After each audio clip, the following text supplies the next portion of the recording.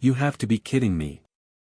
I stood there, utterly numb, the sun glinting off the smooth, unyielding surface of what used to be my pristine blue oasis. A low groan rumbled deep in my chest, a primal sound of disbelief and fury. My neighbor, Karen, the self-proclaimed empress of our little suburban kingdom, had finally gone too far. This wasn't a warning, not an eviction notice, not a passive-aggressive memo. This was an act of pure, unadulterated malicious vandalism, an audacious declaration of war against the simple joy of my children's summer. The smell of fresh cement hung in the air, a acrid, chemical scent that was a sickening punch to the gut. I could still hear the distant hum of a concrete mixer, a ghost sound echoing in my traumatized memory. I looked at the little yellow sign nailed to my fence post, the ink jarring, permanent black against the weathered wood, excessive noise complaints. Ha! My kids playing in the pool was excessive noise? What kind of monster does this? I remember my wife, Maria, her face a mask of shock as she pressed her phone to her ear, a sob catching in her throat, the words, police, and criminal, hanging heavy in the humid morning air. My hands shook, not with fear, but with a simmering, volcanic rage.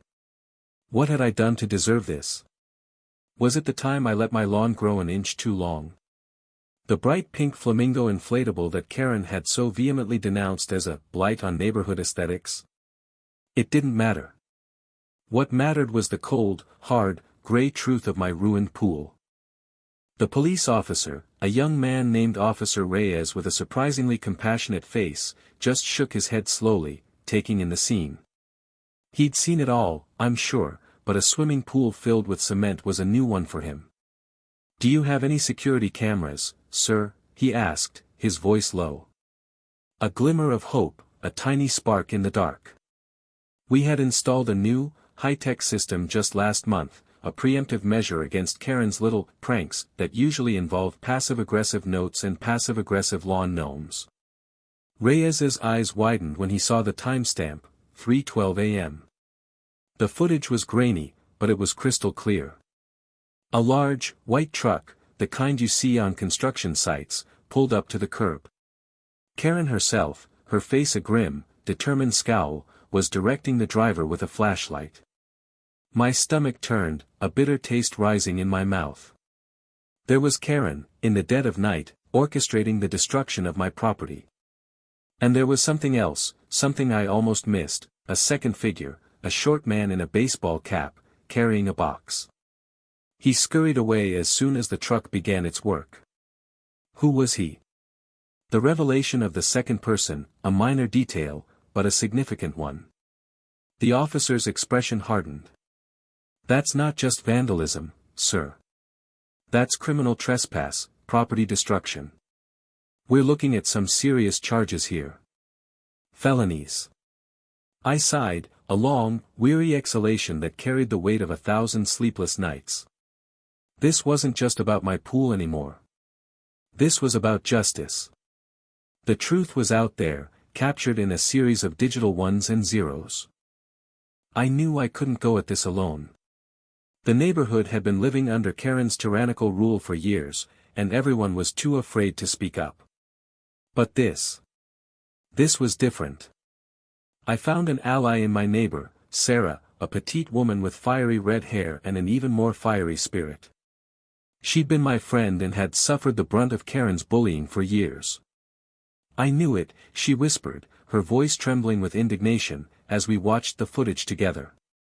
She told me my garden was too wild and had my prized rose bushes ripped out last year, citing some obscure HOA bylaw she'd clearly just made up. The audacity. This wasn't a solitary act, it was a pattern of behavior, a reign of terror. Suddenly, I remembered the second man in the video. I brought up the footage again and zoomed in on the man's face. Sarah gasped. "Oh my God. That's Mike, the new guy on the HOA committee. She must have gotten to him somehow." The betrayal cut deep, a nasty little twist in this already convoluted plot. We had an accomplice. It was all beginning to come together. We decided to call for an emergency HOA meeting, a public confrontation where Karen would have no choice but to face us all. The meeting room felt like a courtroom. Every single neighbor was there, their faces a mix of morbid curiosity and simmering resentment. Karen, of course, arrived fashionably late, her posture radiating an air of smug superiority. "I don't know what this is all about," she began, a saccharine, fake smile plastered on her face, "but I'm sure it could have waited until our scheduled." I cut her off. "It's about my pool, Karen." The words hit the room like a thunderclap. I played the video, the grainy footage of her directing the cement truck projected onto the wall. A collective gasp, a ripple of shock and horror, swept through the crowd. Karen's face went from smug to a pale, horrified white. "That's not me. It's doctored footage," she shrieked, her voice cracking. "And even if it was, your pool was an eyesore, a public nuisance. The noise, the lights. I had every right." Her defense was a mess, a panicked mix of denials and flimsy excuses. The dam had broken. Other neighbors began to speak up, sharing their own horror stories. The mysterious lawn gnome disappearances, the anonymous letters about disruptive lawn ornaments, the sudden, unexplained fines for unapproved exterior paint colors. My wife, Maria, with newfound courage, read out a long list of complaints she'd painstakingly gathered over the past year, each one a testament to Karen's petty tyranny. The whispers in the room turned into a roar. The tide had turned. The final act was brutal, a swift and satisfying conclusion to Karen's reign.